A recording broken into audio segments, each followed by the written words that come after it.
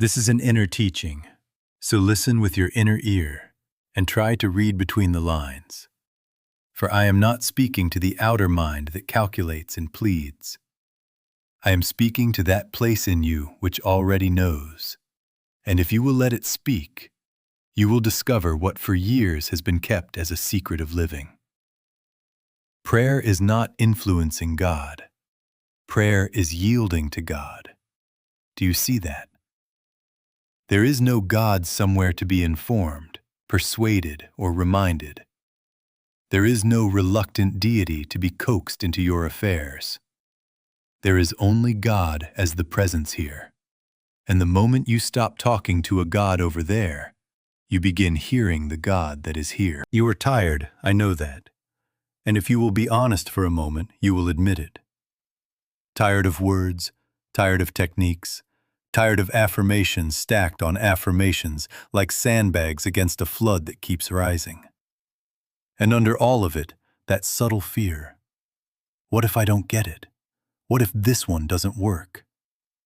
That is the fatigue of begging, the heaviness of living as if supply, health, safety, love are outside of you, doled out by a power you must stimulate with correct language. Do you follow that? That is why prayer, as most of the world practices it, fails. It is conversation with an absence rather than silence in an all-presence. Here is the paradox that ends begging, and it is a law, not poetry. The instant you stop asking, you begin receiving, because you have ceased to maintain separation. As long as you ask, you are the asker, and God is the asked. Two powers, two places, two lives. And there is no such thing as two powers in spirit. There is only one. The moment you become still, you are no longer a petitioner at a distant throne. You are receptivity to that which already is. And in that receptivity, the hypnotism of appearances begins to loosen of itself. You don't make it loosen. You are not doing. You are letting. I make you a promise, without drama, but with the certainty that has been proved in my practice through many years.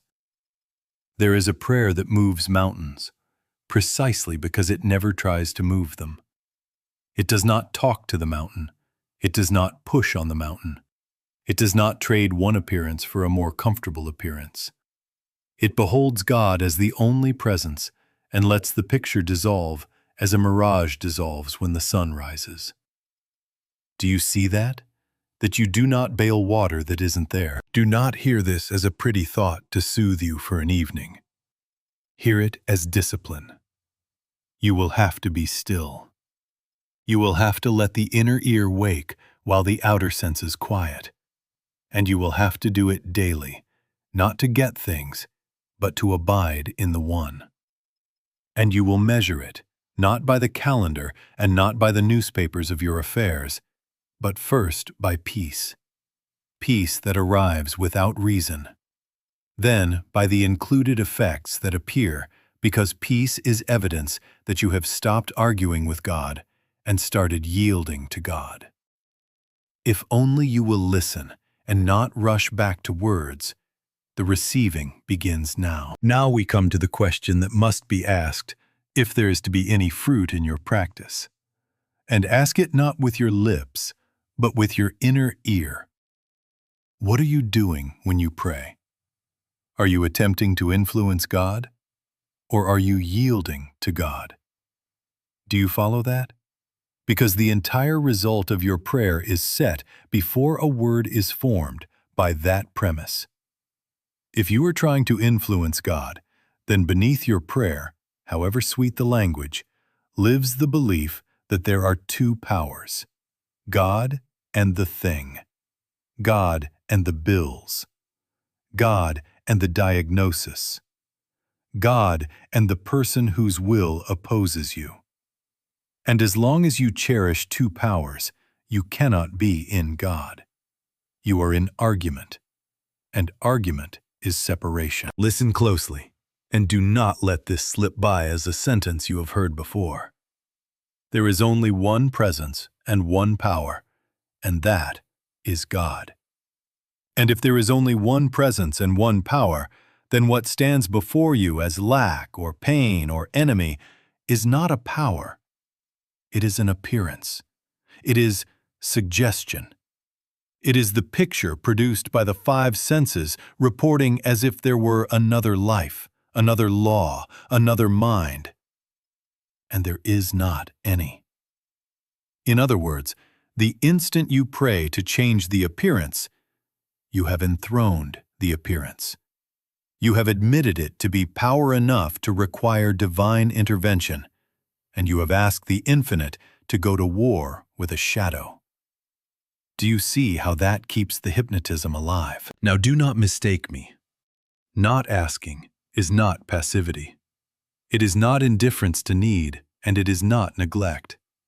It is the most radical act of spiritual authority there is, because it withdraws from the appearance the only life it ever seemed to have: your belief. You quietly, but with inner certainty, vacate the throne you had built for it. You stop feeding it your attention, your fear, your rehearsals of its history and its prognosis, and you abide. You yield. You let God be God without inserting your plan or your timetable, and in that letting, the picture loses its false substance. As long as you pray about the condition, you are praying to the condition. As long as you name it and describe it and then beg relief, you are saying to God, "Here is another power, please overtake it." And there is no such thing as another power. So what is prayer when you are not influencing? It is receptivity. It is surrender of the personal sense that believes it can use God. It is a turning from effect to cause, from picture to principle. And you do it not by words, but by ceasing to grant authority to the report of the senses. This is why I say to you, be still. Because in stillness, the two-power belief cannot live. It has no oxygen in the atmosphere of one. And when the belief dissolves, results follow as included effects, not as trophies you have won from a far-off deity, but as the natural outshining of realized presence. Do you understand that? Now I must give you the one-word diagnosis. And if you will hear it with your inner ear, it will save you years of hitting the same wall. The nature of error is summed up in one word: hypnotism. Suggestion accepted as fact. Do you see that? There is not hypnotism and a disease and a lack and a bad relationship and even a noble ambition. There is only hypnotism appearing as these pictures, wearing whatever mask will keep you judging by appearances. And as long as you accept the picture, you must react to it as if it were power. And there is no such thing as power apart from God. This is how the spell works. The five senses report a picture, and the mind takes the report as law. And then fear rises, trying to defend itself from what never was, or desire rises, trying to reach for what seems absent. And on both sides, you have left God for a second power. Do you follow that? If you pray from fear, you have enthroned the picture and beg relief. If you pray from desire, you have enthroned absence and beg supply. But whether you beg to escape or beg to acquire, you are still bowing to the suggestion that something besides God is present, and you cannot draw God into a universe that God did not make. The world will tempt you to treat effects, and the strange arithmetic of that method is always the same. You touch one effect, and two more appear. Not because evil is multiplying, but because you never touched cause. You merely rearranged pictures in a dream. You know this already. You have improved a symptom here and watched another spring up there. You have gotten one bill paid and two appeared. You have reformed one habit and another took its place. And you said, "Why is this?" And the answer is simple. You cannot cure a disease. There isn't any. You cannot correct lack. There isn't any. You can only wake up from the suggestion that presented a picture of disease or lack and called it real. Do not lose the subtlety, because hypnotism also wears a halo and calls itself progress and good plans and ceaseless self-improvement. And if you listen, you will hear the same premise underneath. I lack, and I must become. I am outside, and I must get in. And so even goodness serves the spell if it begins with absence. In my practice, I have watched striving produce fatigue, exactly like fear produces fatigue, because both are children of the same parent. The belief in two powers. So what is your need? Not a change in the world, not a better arrangement of effects. Your need is dehypnotization. To stop judging by the senses long enough for spiritual sense to register the one that is already here. There is only one life, and that is God. Only one mind, and that is God. Only one law, and that is God.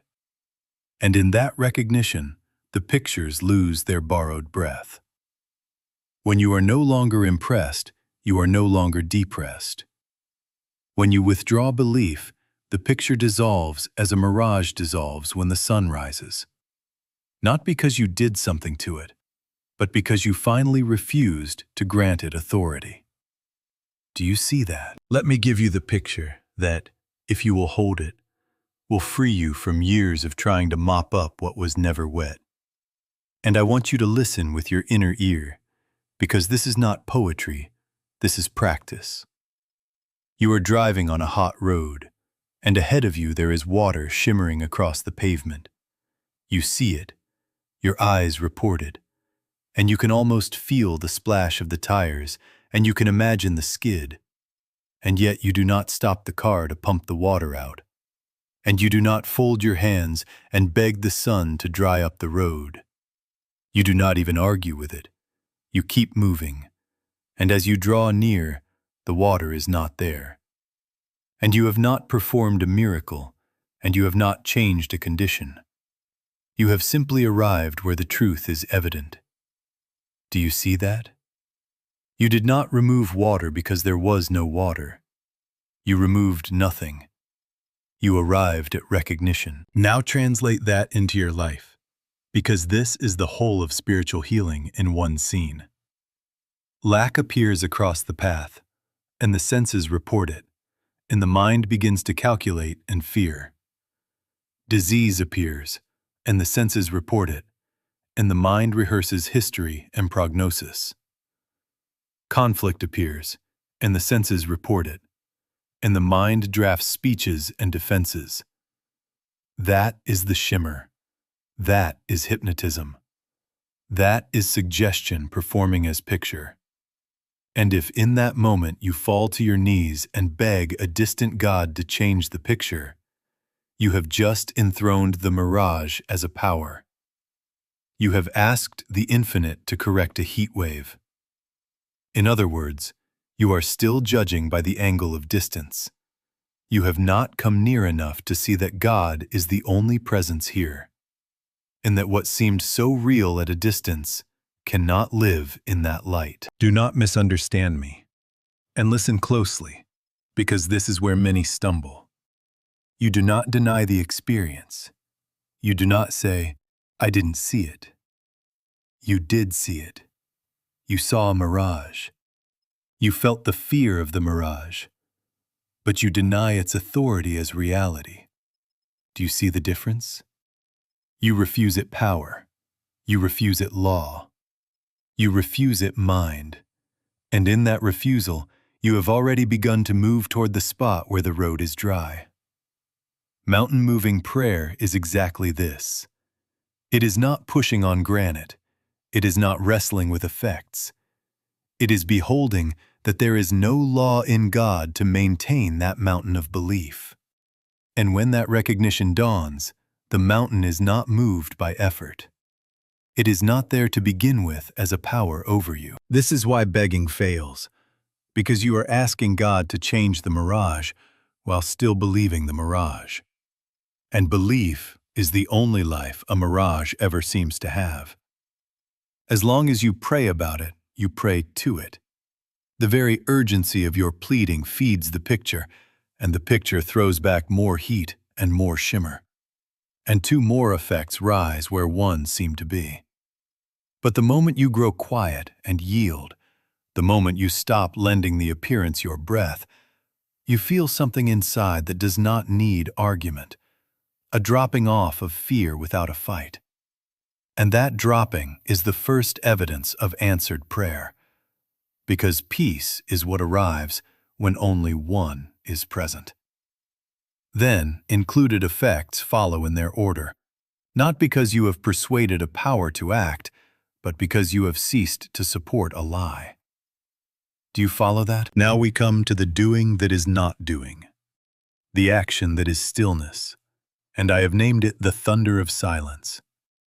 Not because it is dramatic, but because in that silence there is a word without sound that shakes the foundations of appearance. Do you follow that? Prayer, as we use it here, is not your words to God. It is God's word in you. It is not argument, not persuasion, not description of need. It is receptivity. It is the willingness to be a transparency for what already is. And I tell you, from more than 20 years of watching this work, silence is the only chamber vast enough for God to speak, because there is no room in it for your plans, your fears, your timetable. Do you see that? Now the practical requirement. And listen with your inner ear, because if you miss this, you will go on polishing the same stone for years. The only way you can be dehypnotized is when the 5 physical senses are quiet. Otherwise, they keep testifying. They keep reporting the shimmer on the road as water, and you will keep reacting as if it were wet. As long as the eyes insist, as long as the ears insist, as long as memory brings its scrapbook of past pictures and labels them law, you are outside the sanctuary. So you shut them off, not by violence and not by force, but by turning attention away from effect, away from person, place, thing, and into the I that is here. Be still and know, not be busy and hope. Do you understand that? The inner posture is not concentration to get something, because there is nothing to get where all is. It is surrender of personal will. It is the quiet breath of Father, reveal thyself. And then, hands off.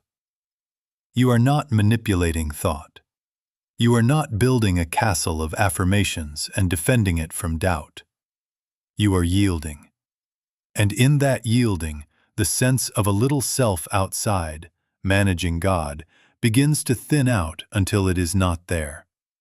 And you discover there is only God revealing God to itself as your very awareness. Do you follow that? Do not confuse silence with blankness. That is another mask of hypnotism, a narcotic cloud that pretends to be peace. This silence is alert, alive, an expectancy without demand, a waiting without agenda. It is like standing at dawn listening for a bird you cannot command. You are not whistling to make it sing. You are simply present, receptive, and the very receptivity is invitation enough. Silence is not a technique. Do you understand why? Because technique belongs to the personal sense trying to use God, while silence is the absence of that sense, an opening through which the One can announce itself. And when the senses grow quiet, even for a minute, something else begins to register. Spiritual sense awakens. You hear that which is not audible, and you see that which is not visible. Not with ears and eyes, but with awareness itself. And the first sound of that hearing is peace. Peace comes without a reason, and because peace has no opposite in God, it has no enemy in you. Then, as surely as dawn becomes day, forms appear as included effects. Guidance where confusion had shouted. Supply where absence had argued. Strength where weakness had campaigned. And you will know you did not make any of it, because you were not there as the maker. Only one was there, and the thunder of silence announced it. Do you see that? Now let us be very honest, because unless this point is purified, the rest will only decorate your bondage. Why does asking keep you outside? Why does the language of petition so often fail? Do you see that it is because the asker is usually the personal sense trying to use God?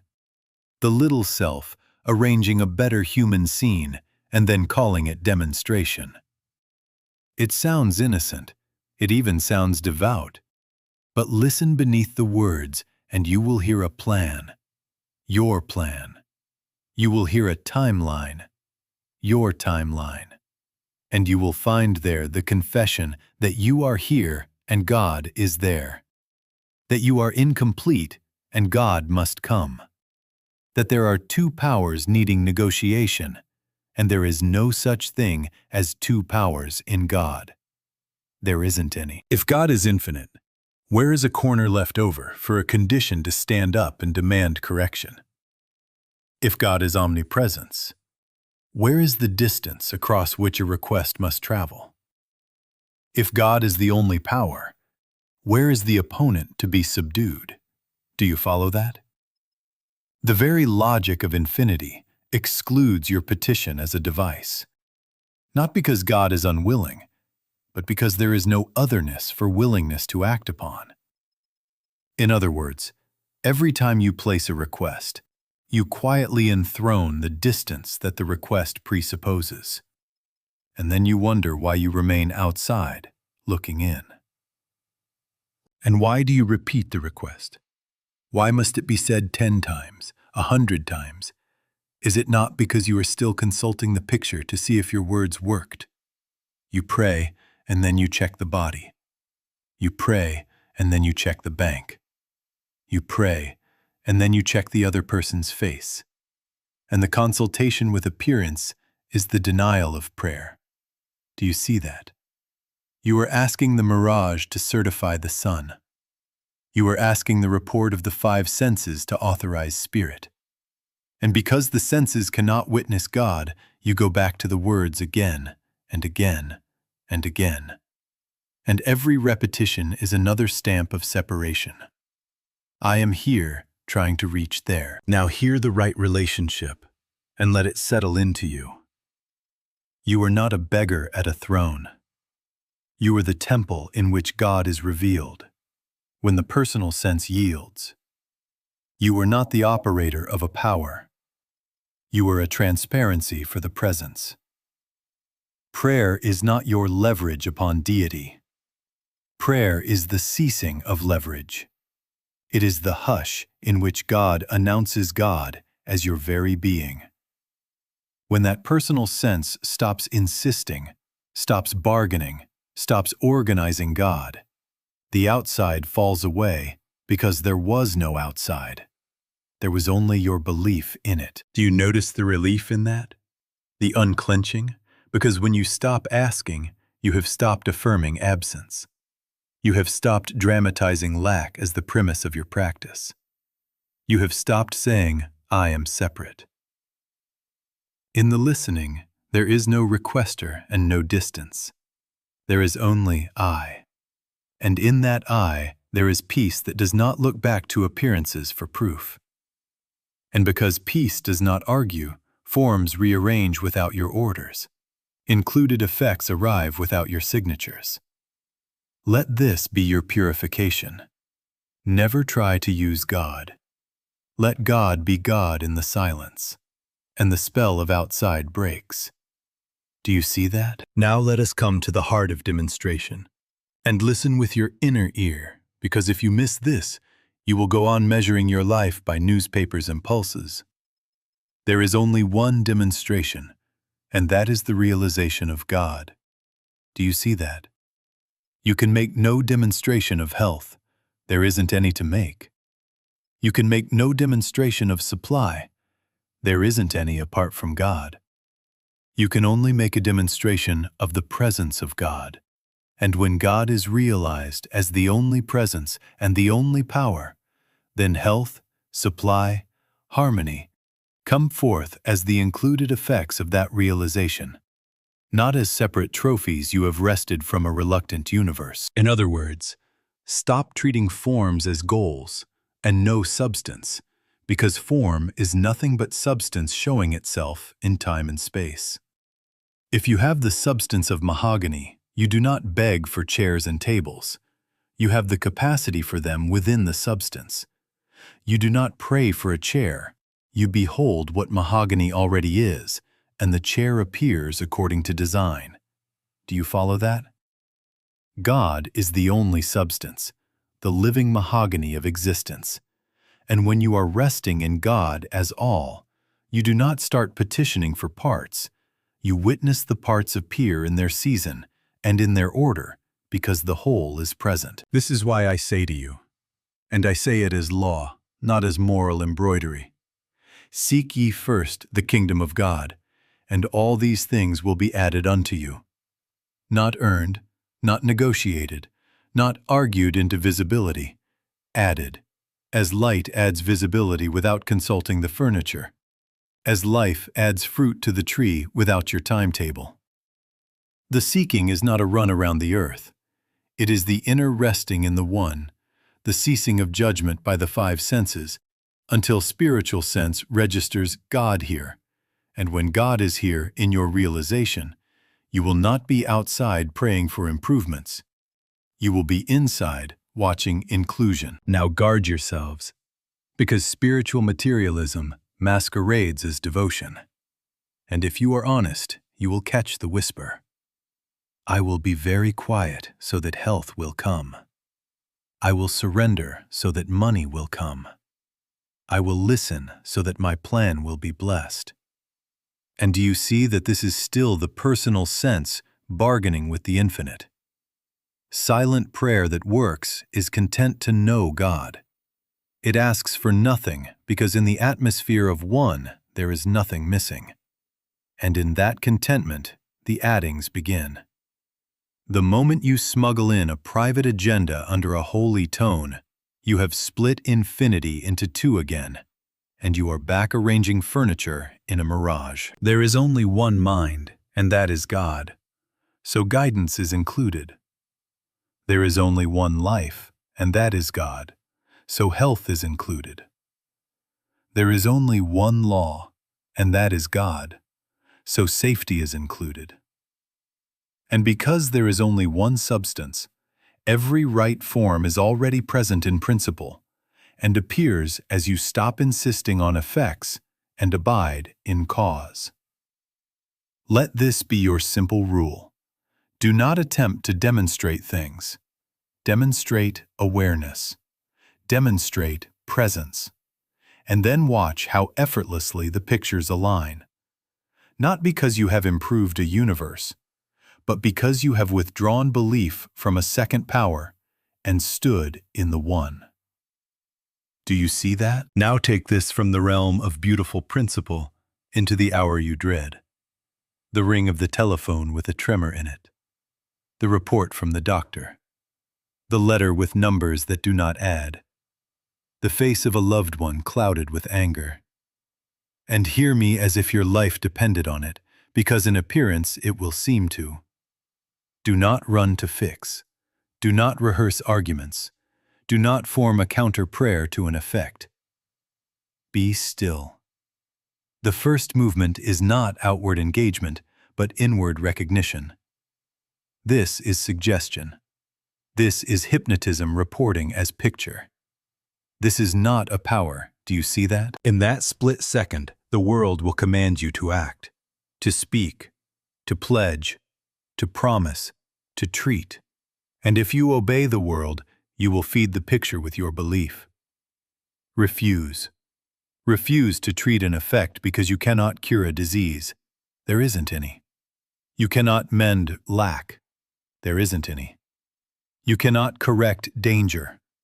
There isn't any law in God to maintain it. Your only work is to be dehypnotized, to withdraw the breath of your attention from the moving images and return to cause. Be still and know. Give yourself one simple inner declaration, not as magic words, but as the door into silence.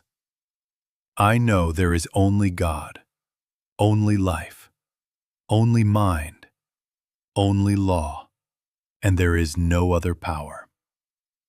Then stop. Sink beneath the sentence into listening. Do not check the body. Do not check the ledger.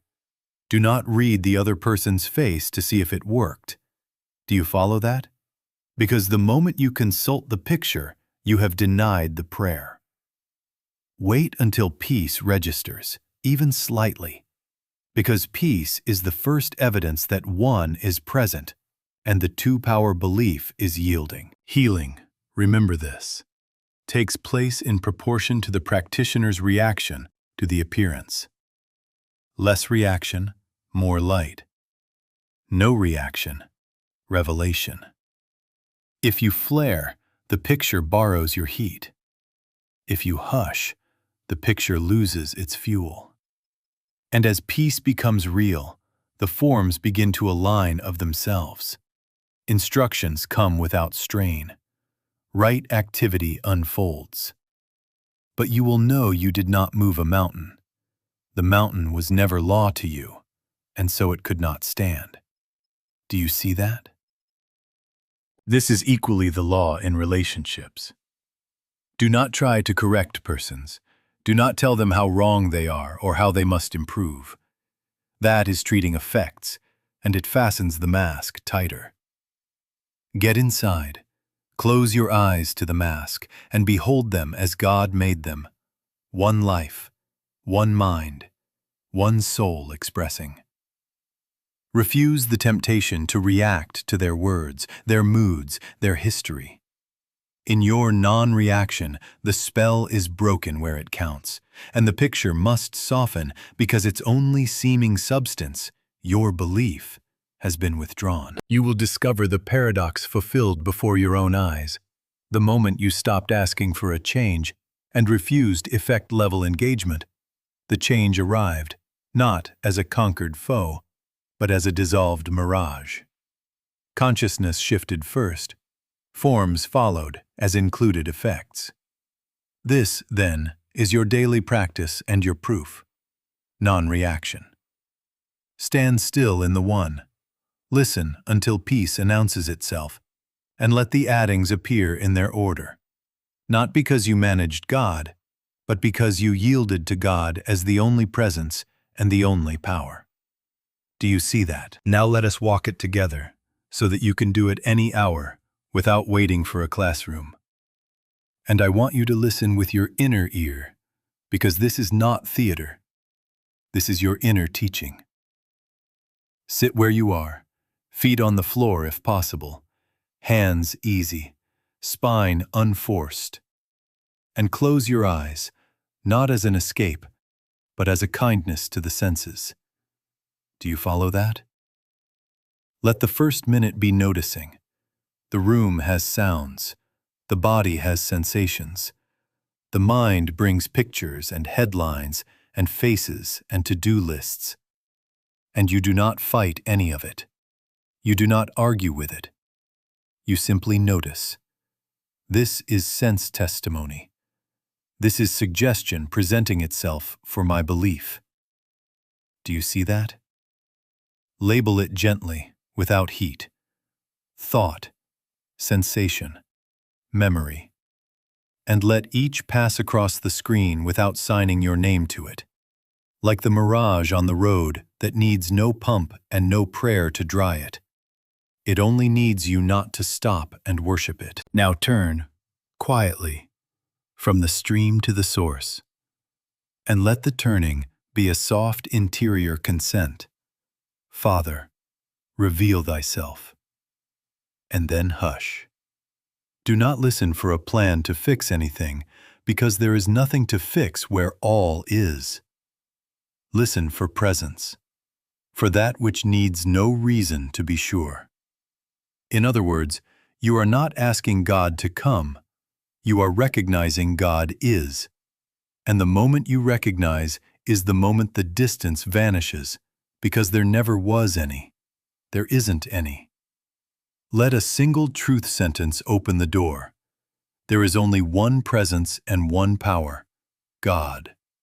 And then drop beneath the words into awareness, as if the words had done their work, and now the word itself must speak. Thoughts will return, the body will tug, the ledger will flash its numbers. That is their habit.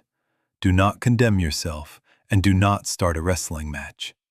Smile inwardly at the old mirage and return by the same door. One presence, one power, and again sink beneath the sentence. In other words, every return is proof of freedom, because you are proving that you are not tied to sense report. You can withdraw belief without drama and rest where cause is. Stay until some evidence of contact registers, not fireworks, not bargains, but a quieting without reason, a loosening in the breath, a warmth that does not come from blankets, a sense of being upheld without any hand beneath you. And notice that fear has lost its vocabulary, though nothing has been promised and no deals have been made. When that peace arrives, do not rush to the window of appearances to see if it worked. Do you follow that? Remain a moment more in simple gratitude that one is here, and because one is here, there is no other power. This is sacred. This is private. Do not chatter about it, and do not try to make a technique of it. Let it ripen by practice, like a musician's ear, day by day, minute by minute, until the thunder of silence is more familiar than the clamor of the senses. Then you will discover that this sequence is always available.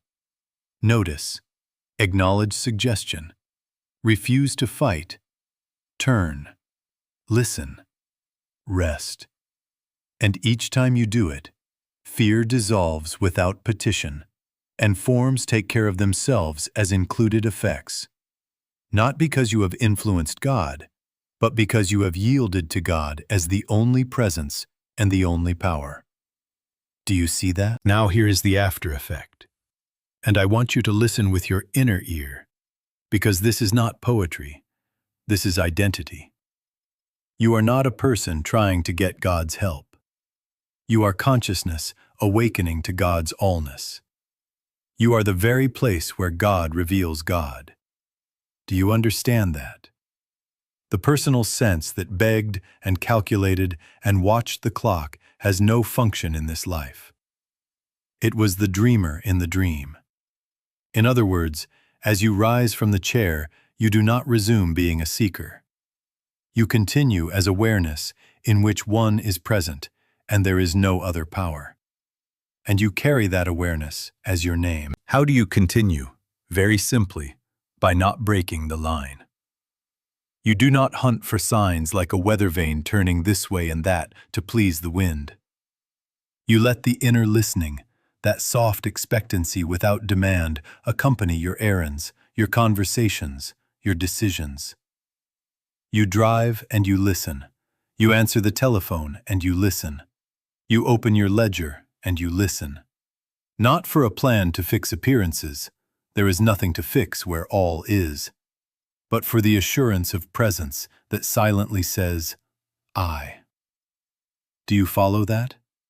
When you feel that quiet undercurrent, you do not rush to the window to see if it worked. You walk on, you speak from it, you decide from it, and the forms arrange themselves without your management because you have refused them authority. And when the pictures shout again, they will. Do not call it failure. Call it opportunity. Suggestion has knocked and found you home. In that instant, mid-sentence if necessary, you pause inside, even for half a breath, and you withdraw belief. You do not correct the person. You do not edit the report. You do not argue with the body. You return to stillness. one presence, one power, and let peace announce itself. Do you see that? Every return is strength. Every refusal to consult effect is dehypnotization. And soon you will notice that you do not need external reassurance or second opinions or favorable headlines to have confidence. You have the inner witness, and that is enough. Life grows simpler because you carry fewer bags. You are not lugging yesterday's pictures and tomorrow's fears. You are moving in the present, where God is. As this widens, your authority becomes quiet and unmistakable.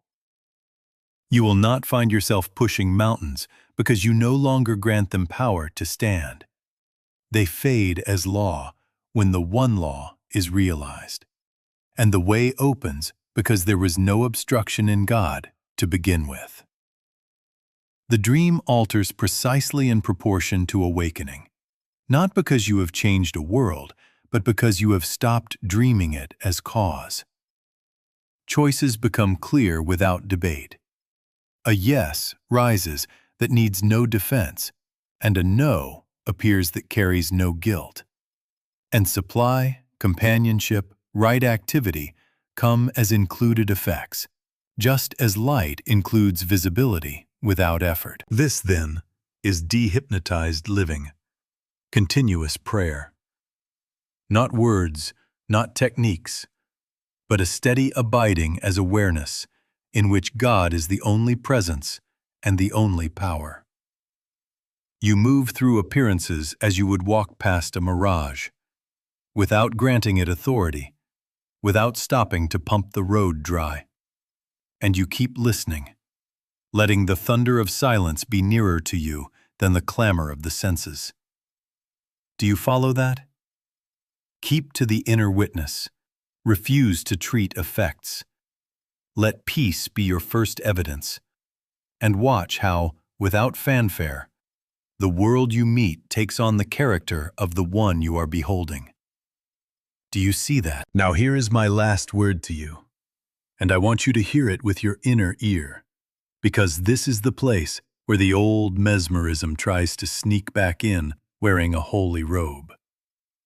The mind would like very much to convert silence into a method for getting, a lever for better pictures.